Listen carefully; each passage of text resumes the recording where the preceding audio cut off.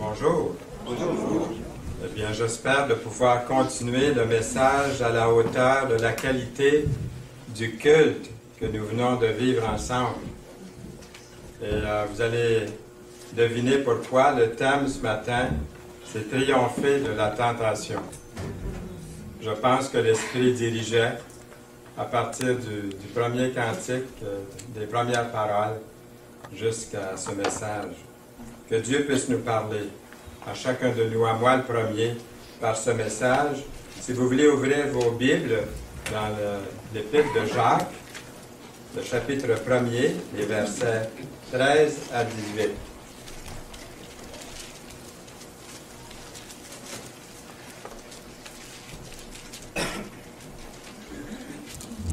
C'est voulu que de temps en temps, pendant le message, que je revienne sur les mêmes textes, une façon de les souligner puis de mettre l'emphase sur certains versets dans ce message aujourd'hui. La tentation est réelle.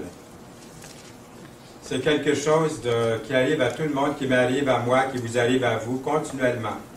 Nous sommes continuellement sollicités. Nous avons tous à faire face à la tentation.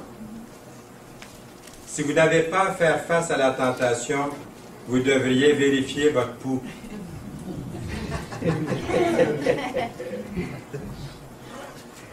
C'est important de connaître la vraie source de la tentation. Dieu n'est pas la source de la tentation. Quand j'ai entendu le message ou le témoignage du docteur Jean-Claude Marcoux hier au déjeuner de l'espoir, ça m'a touché particulièrement lorsqu'il a dit que c'est pas Dieu qui a fait commettre les crimes à celui qui a tué ses deux enfants. C'est pas Dieu qui fait ça. Les gens sont portés à accuser Dieu pour le mal qui existe dans le monde, mais c'est pas Dieu qui amène le mal dans le monde. Et la réalité, c'est que le diable, Satan est là. Il y a aussi notre chair. Il y a le monde. C'est trois ennemis que nous avons. Que personne, lorsqu'il est tenté, ne dise « c'est Dieu qui me tente ». Car Dieu ne peut être tenté par le mal, et il ne tente lui-même personne. Mais chacun est tenté quand il est attiré et amorcé par sa propre convoitise. Il y a quelqu'un qui m'appelle assez souvent, puis il ne peut pas se rendre dans les réunions, c'est un chauffeur de taxi, puis mais quand même, on a souvent des contacts. Ils viennent des fois me visiter à la maison. Et son verset favori, c'est celui-ci. « Aucune tentation ne vous est survenue qui n'ait été humaine, et Dieu qui est fidèle ne permettra pas que vous soyez tentés au-delà de vos forces. Mais avec la tentation, il préparera aussi le moyen d'en sortir, afin que vous puissiez la supporter. » Encerclons certains mots dans ce verset-là, le mot « humaine », au-delà de vos forces, et d'en sortir. Comment ce verset de 1 Corinthiens 10-13 vous aide-t-il à faire face à la tentation? Est-ce qu'on médite là-dessus 5, 10, 15 minutes? Je pense que ce n'est pas nécessaire parce qu'après, on peut méditer sur les messages qu'on a entendus. Mais vous avez sûrement, comme moi, fait face à la tentation et en même temps, vous savez clairement qu'on peut s'en sortir après réflexion faite. Avec la tentation, il préparera aussi le moyen d'en sortir. Il y a presque toujours des conséquences graves lorsqu'on cède à la tentation. Si on se laisse aller à la tentation, il y a toujours des conséquences. Par exemple, face à la tentation, de toujours se mettre en colère, être tenté de toujours se choquer, s'insulter, se blesser, s'offusquer. La colère, c'est quelque chose, c'est une tentation pour tout et pour rien. Et ça peut laisser des trous dans la clôture. Peut-être vous avez vu ça sur Internet, on se fait beaucoup de choses. Et puis, connaissez-vous l'histoire des trous dans la clôture? C'est l'histoire d'un petit garçon qui avait mauvais caractère. Est-ce que ça paraît? Son père lui donne un sac de clous, puis il lui dit qu'à chaque fois qu'il perdrait patience, qu'il se mettrait en colère, il devait aller planter un clou dans la clôture, en arrière, dans la cour. Le premier jour, le jeune garçon planta 37 clous. Le premier jour, dans la clôture, dans l'arrière. Les semaines qui suivirent, à mesure qu'il apprenait à contrôler son humeur, il plantait de moins en moins de clous dans la clôture. Il découvrit qu'il était plus facile de contrôler son humeur que d'aller planter des clous dans la clôture. Le jour vint où il contrôla son humeur toute la journée, après en avoir informé son père. Ce dernier lui suggéra de retirer maintenant tous les clous à chaque fois où il contrôlerait son humeur, d'arracher un clou chaque fois. Les jours passèrent et le jeune homme put finalement annoncer à son père qu'il ne restait plus aucun clou à retirer de la clôture. Son père le prit par la main et l'amena dehors, voir la clôture. Il lui dit, « Tu as travaillé fort, mon fils, mais regarde tous ces trous dans la clôture. » Elle ne serait plus jamais la même, cette clôture-là. À chaque fois que tu perds patience, cela laisse des cicatrices. Exactement comme tu vois dans la clôture.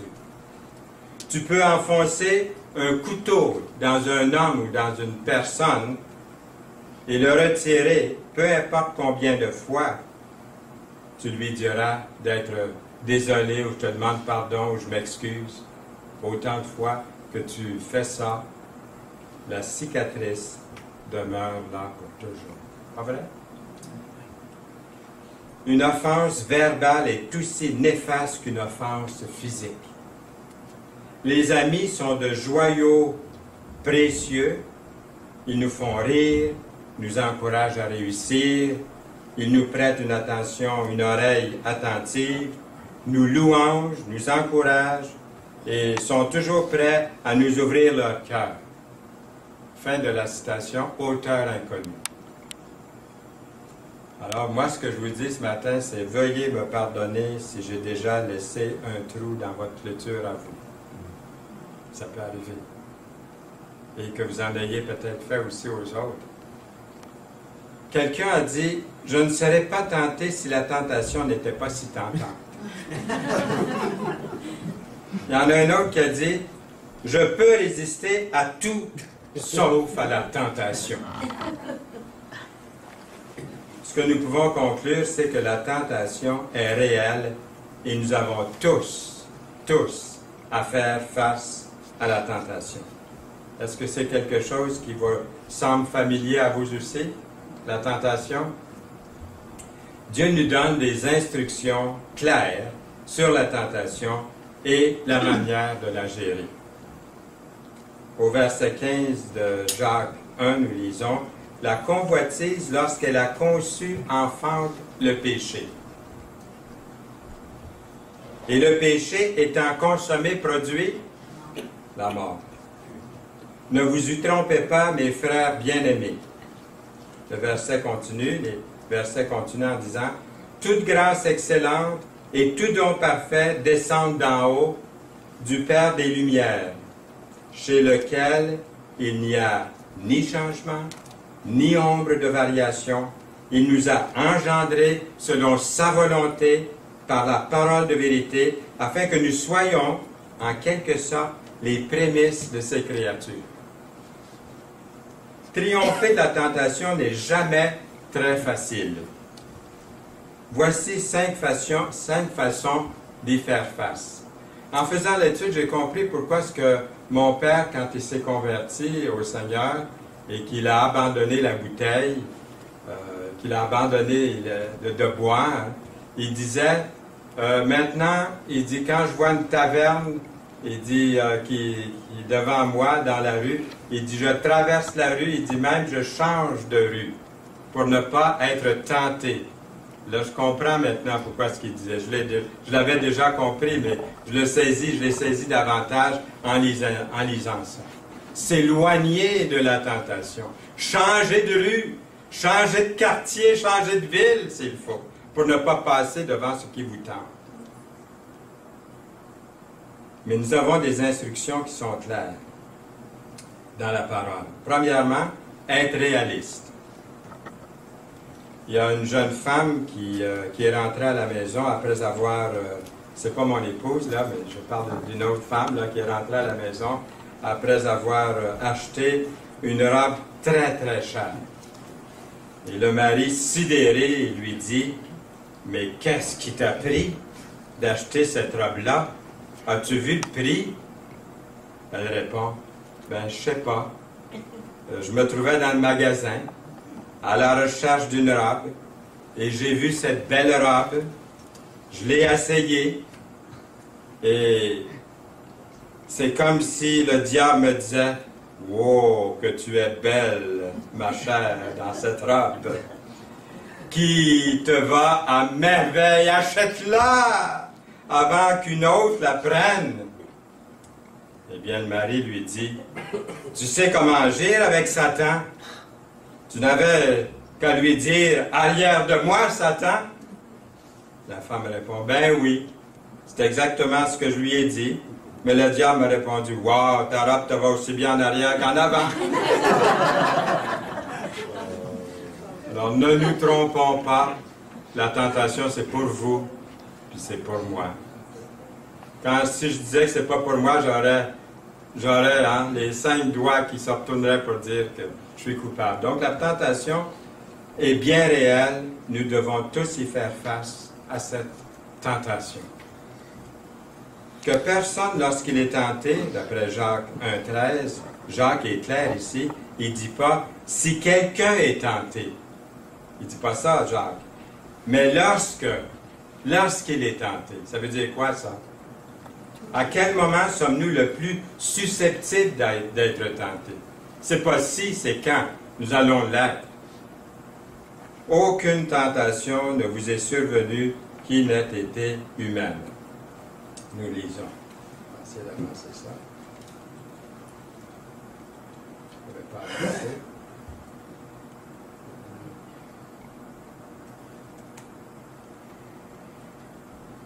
Je pense que le Seigneur voudrait qu'on reste sur ce verset-là.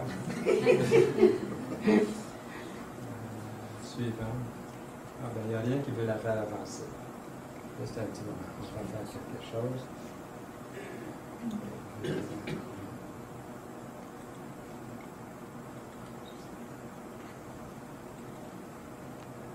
OK. Voilà. Bon. Aucune tentation ne vous est survenue qui n'ait été humaine. Dans 1 Corinthiens 10, 13. Parfois, nous pouvons penser que notre lutte face à la tentation est différente de toutes les autres personnes dans le monde entier ou dans notre environ. Ou même plus forte, que notre tentation à nous est plus forte que les autres. Il y a un jeune garçon qui se trouvait... Ah, ça veut pas. Il y a quelque chose avec... je ne sais pas pourquoi. C'est bien branché, hein? Voilà. Bon. J'aurais aimé ça vous montrer les images parce que ça parle fort des fois, les images. Mais on va le laisser poser un petit peu. Il y a un jeune garçon qui se trouvait dans une épicerie le jour après un jour, puis c'est pas très loin de chez lui. Et puis, il s'est retrouvé devant j'aurais aimé ça vous montrer les biscuits, devant une belle grande boîte de biscuits. Là, vous auriez tous eu l'eau à la bouche. L'image est superbe. Devant une grande boîte ouverte de bons biscuits au beurre d'arachide. Alors l'épicier, l'apercevant, lui dit, « Jeune homme, qu'est-ce que tu fais là? » Oui. Peut-être aussi dans le mode édition, peut-être que tu serais capable de passer au travers. Oui, on pourrait le mettre comme ça, oui, c'est vrai, tu as raison. On va le laisser comme ça. Et puis, vous allez la voir quand même. Bonne idée, Sylvain. Bravo, hein? Une bonne main d'applaudissement. On va pouvoir continuer.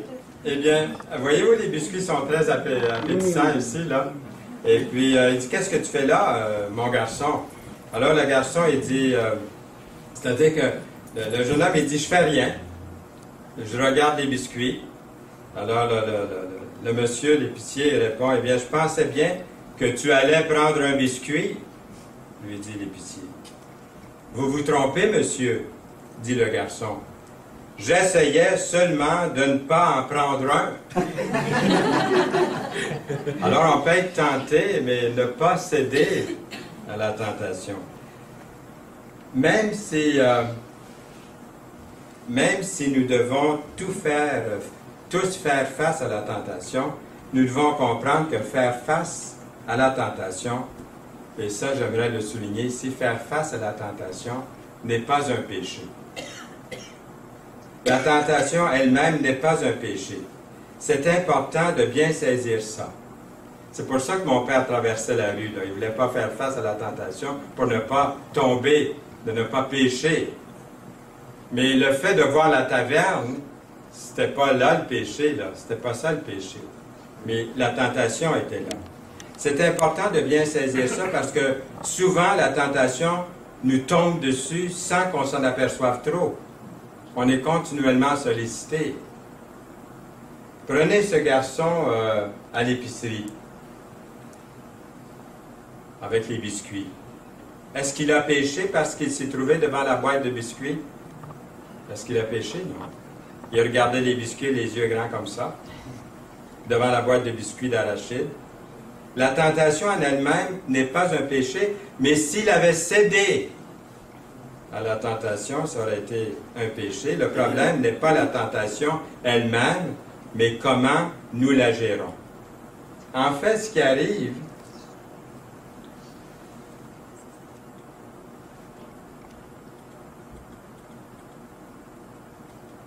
j'aurais besoin de quelqu'un aussi pour changer les images.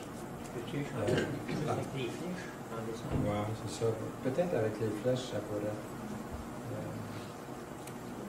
Oui, ça pourrait aller. Un autre main d'applaudissement. Ici, c'est rempli de techniciens. Là. On n'est jamais mal pris avec les gens d'ici. En fait, ce qui arrive, c'est que nous devons tous toucher à la tentation à différents degrés. Il y a des choses peut-être qui me tentent, moi, que vous, ça ne tenterait pas du tout. Mais on est tous tentés quand même de différentes façons. Et comment connaître, comment le fait de connaître que les tentations sont humaines, puis que tous on est tentés à différents degrés, nous aide à ne pas succomber à la tentation. Il a été tenté comme nous en toutes choses, nous lisons, dans Hébreux 4, verset 15. Et lorsque je pense à Jésus-Christ et que je considère que dans sa nature humaine, le Seigneur Jésus-Christ a été tenté,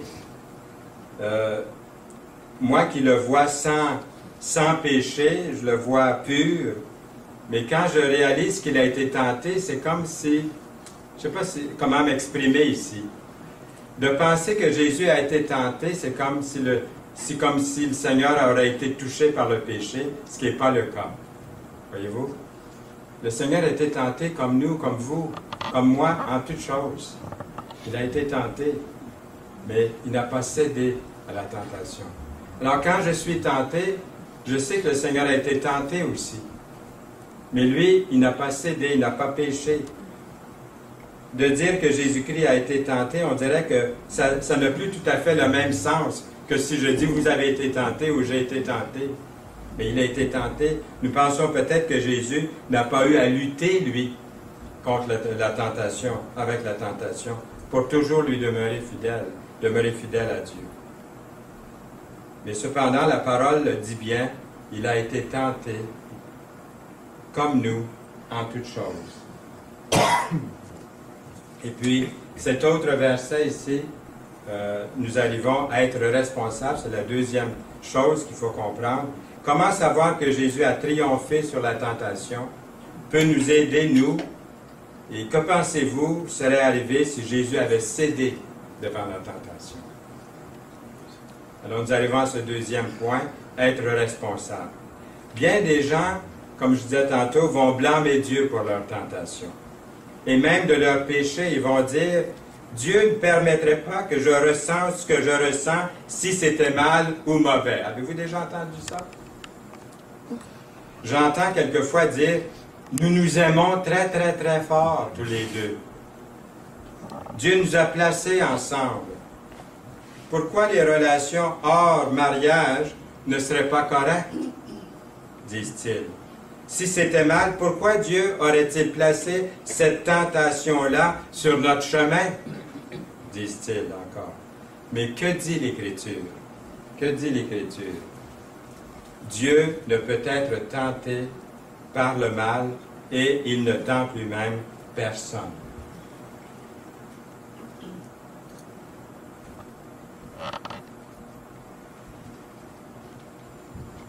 Donc, Dieu ne tente personne, mais parfois, il met notre foi à l'épreuve. Voyez-vous la nuance ici? Dieu ne tente personne, mais quelquefois, il nous met à l'épreuve. Le Seigneur nous met à l'épreuve et peut nous tester au travers des épreuves de la vie. Mais ce n'est pas lui qui nous tente à commettre le péché, mais il peut éprouver notre foi afin de confirmer la réalité de notre foi. Il ne nous tente jamais à pécher. Dieu ne nous incite pas à aller dans la direction des mauvaises activités. Dieu est esprit et il n'y a aucun mal en lui. Nous lisons dans 1 Jean 1,5 la nouvelle que nous avons apprise de lui et que nous vous annonçons, c'est que Dieu est lumière et qu'il n'y a point en lui de ténèbres. 1 Jean 1,5. En fin de compte, nous sommes les premiers responsables face à la tentation. Ce n'est pas la faute de Dieu, c'est notre faiblesse à nous devant la tentation qui en est la cause de céder. Le Notre Père, vous connaissez le Notre Père, je ne sais pas si je peux mettre ici cette image. Non, on n'a pas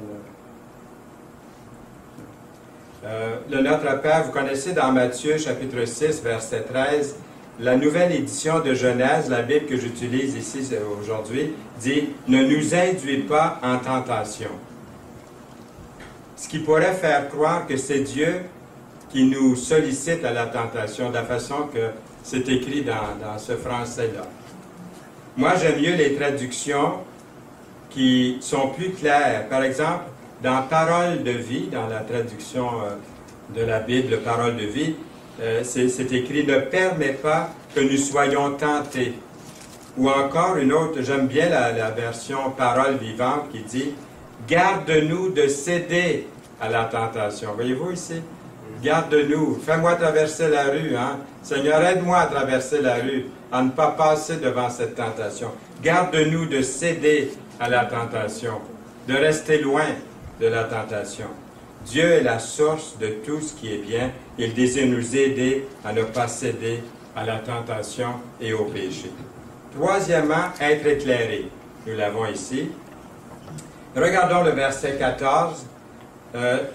Chacun est tenté quand il est attiré et amorcé par sa propre convoitise, au verset 14 du chapitre 1.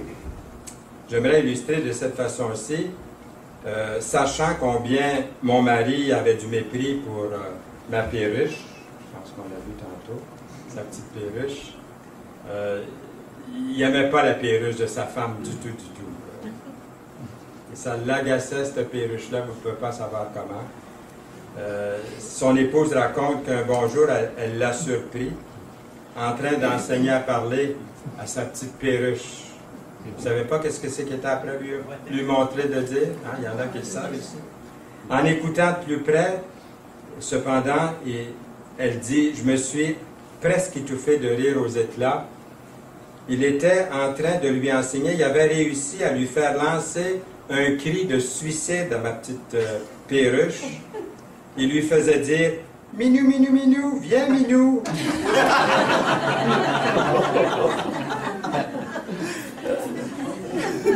Et le verset dit attirer, ce qui signifie littéralement pris au collet dans un piège. C'est marqué ça dans le verset, hein, vous avez vu tantôt. Attirer, littéralement pris dans un piège, pris dans un collet. Et puis le mot amorcer signifie littéralement amorcer l'hameçon avec l'appât. Dieu désire que nous soyons éclairés par le processus de la tentation pour que nous puissions y faire face, s'en sortir. L'appât est lancé.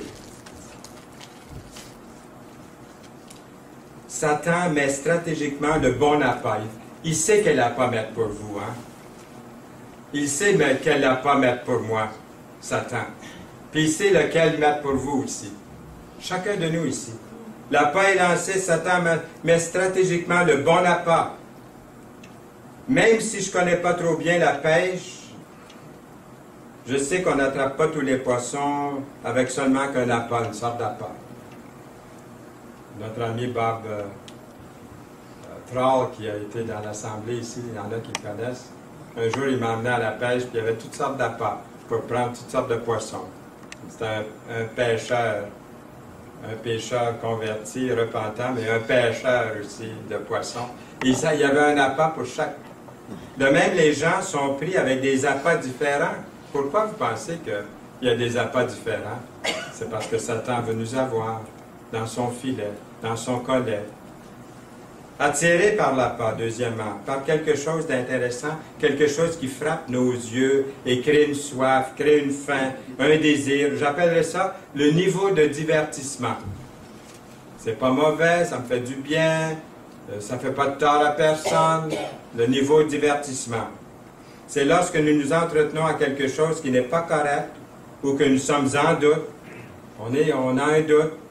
Notre conscience, quelquefois, nous parle par rapport à ce que Dieu dit dans sa parole. Et troisièmement, mordre à l'appât. On peut être amorcé à l'hameçon si nous ne faisons pas attention face à la tentation. Le péché, là, sans le pardon. Et dans le culte, ce matin, on a vu la grâce de Dieu. On a vu le pardon de Dieu. On a vu l'amour de Dieu. Et sans le pardon de Dieu, ça amène la mort spirituelle. Attraper. Et le quatrième ici, attraper et frit dans la poêle. Cuit dans la poêle. Nous lisons, puis la convoitise, lorsqu'elle a conçu, enfante le péché. Et le péché étant consumé, produit la mort, dans Jacques 1,15. Là, ici, je dirais qu'on a atteint le niveau de non-retour lorsqu'on a cédé à la tentation. Il n'y a pas de retour en arrière au niveau de non-retour. En fait, Jacques dépeint ce niveau de non-retour à l'exemple d'une femme qui est sur le point d'accoucher. Elle ne peut pas retarder cet instant-là. L'enfant vient au monde. Nous lisons, c'est pour ça que nous avons ce verset ici, verset 15, lorsqu'elle, la tentation, a conçu, enfante le péché. Et regardons la fin du verset 15. Et le péché étant consommé, produit la mort, dans Jacques 1,15. Je dirais que j'appellerais ça le niveau des conséquences, lorsque c'est rendu là. Le niveau des conséquences a toujours des conséquences temporelles et éternelles. La conséquence temporelle implique la mort spirituelle ou notre communion coupée, brisée avec Dieu. Et la conséquence éternelle implique la mort physique ou la séparation éternelle d'avec Dieu. Quatrièmement, se repositionner devant la tentation. Nous lisons Ne vous y trompez pas, mes frères bien-aimés. Toute grâce excellente et tout don parfait descendent d'en haut du Père des Lumières, chez lequel il n'y a ni changement, ni ombre de variation. Les versets 16 et 17a. Triompher de la tentation se réalise quand nous nous repositionnons face à cette tentation sur les bonnes marches à suivre. Nous devons réaliser que seulement les choses qui sont bonnes et parfaites viennent de Dieu. Nous avons également besoin de refocuser notre esprit en s'éloignant de la tentation, en s'éloignant par le fait même du péché, en se dirigeant plutôt vers la sainteté. Vous connaissez tous le dicton qui dit « loin des yeux, loin du cœur ». Alors, il faut être loin autant que possible, déménager s'il faut, pour pouvoir être loin de la tentation. Ça, c'est une vérité. Au moment de la tentation, on pourrait faire converger notre esprit vers 4 domaines que j'aimerais énumérer ici, qui peuvent nous aider, qui peuvent m'aider à se repositionner. La première, c'est de se tourner vers Dieu. Comme par exemple, lire un passage préféré des Saintes Écritures, prendre plus de temps dans des choses positives, dans de bonnes choses, des activités qui sont bonnes, faire une liste de personnes pour lesquelles vous voulez prier, passer du temps dans la prière pour eux, en même temps penser à ces personnes dans la prière. Deuxièmement, discerner la vérité. L'outil de Satan est la tromperie. Le plus grand singe de Dieu, c'est Satan. Il veut imiter Dieu en tout. Il va vous faire croire que le péché est bon et que nous nous apprêtons à commettre. Ça ne fera pas de tort à personne et ça ne nous affectera pas trop. Il s'agit plutôt de réorganiser son esprit avec ce que nous savons être la vérité, afin que nous puissions discerner le mensonge de la vérité. Troisièmement, diriger nos pensées vers nos proches, notre famille, nos parents, nos amis, vers des personnes de bien. Changer nos idées vers des choses qui nous éloigneront du péché. Et quatrièmement, rechercher des moyens d'aider les autres. Faire une liste de certaines choses que vous pouvez faire comme nouveaux projets. Ne pas être oisif, c'est vraiment une des solutions. De ne pas être oisif, mais d'être occupé à des bonnes choses, à des projets. Et la chose la plus importante de notre vie, de votre vie, c'est la cinquième, ici, c'est naître de nouveau. Par un acte de libre volonté dans la parole vivante, c'est écrit comme ça, par un acte de sa libre volonté, il nous a fait naître de nouveau par le moyen de la parole de vérité. Le don de Dieu, c'est la vie éternelle. La vie éternelle, une nouvelle vie dans le Seigneur Jésus-Christ. Il est celui qui nous sauve de la punition et des conséquences éternelles du péché. On ne peut pas se défendre contre la tentation, c'est vrai. Mais la nouvelle naissance nous met à l'abri des conséquences du péché. Jésus dit à Nicodème, en vérité, je te le dis, si un homme ne naît de nouveau, il ne peut voir. Il ne dit pas il ne peut entrer, il ne peut même pas voir le royaume de Dieu, dans Jean 3:3. Comment peut-on renouveler cette vérité constamment, la fraîcheur de notre nouvelle naissance? Que ça se fasse dans 1 an, 25, 50 ou 60 ans. Dieu nous a donné le moyen d'en sortir. Nous lisons ce verset mais avec la tentation, il préparera aussi le moyen d'en sortir, afin que nous puissions la supporter. 1 Corinthiens 10:13. Sommes-nous prêts à prendre le moyen d'en sortir? Êtes-vous prêt à prendre le moyen d'en sortir? Suis-je prêt à prendre le moyen d'en sortir? C'est possible aussi de ne pas vraiment vouloir s'en sortir. Est-ce que c'est possible, ça? De ne pas vouloir s'en sortir? Je ne l'ai pas mémorisé, ce verset-là, le verset 17 du chapitre 1 de Jacques, mais ce serait peut-être un bon verset à apprendre par cœur. Ce verset 17, qui dit « Toute grâce excellente et tout don parfait descendent d'en haut, le Père des Lumières, chez lequel il n'y a ni changement, ni ombre de variation. » La solution à la tentation et au péché, c'est le Seigneur Jésus-Christ lui-même. 4 choses ici, en résumé. Mettre notre confiance dans l'œuvre accomplie du Seigneur à la croix. Je répète, mettre votre confiance dans l'œuvre accomplie du Seigneur à la croix. Croire que Jésus est mort pour votre péché, pour notre péché, le mien et le vôtre. Reconnaître son péché et s'en détourner. Invoquer le nom de Jésus pour être sauvé, mettre sa foi en Jésus.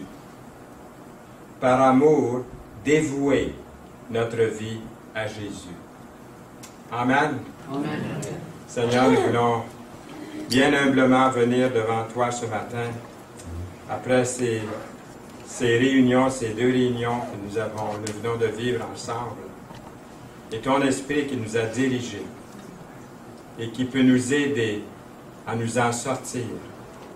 Merci pour la grâce, la compassion, la miséricorde d'un Dieu 3 fois saint. Merci pour Jésus, qui est non seulement notre modèle, notre exemple, le Créateur du monde, qui est venu délivrer sa création, comme nous avons entendu ce matin, mais celui qui a été tenté comme nous en toutes choses, et qui n'a pas péché, et qui est mort pour notre péché, pour nous donner la vie éternelle. Seigneur, que personne ne sorte de ce lieu sans avoir cette assurance d'un salut éternel en Jésus-Christ. Le pardon nous fait échapper des conséquences du péché et de la séparation éternelle avec toi. Seigneur, merci pour ton Fils bien-aimé. Précède-nous aujourd'hui, durant cette journée et durant cette semaine. Au nom précieux de Jésus. Amen. Amen.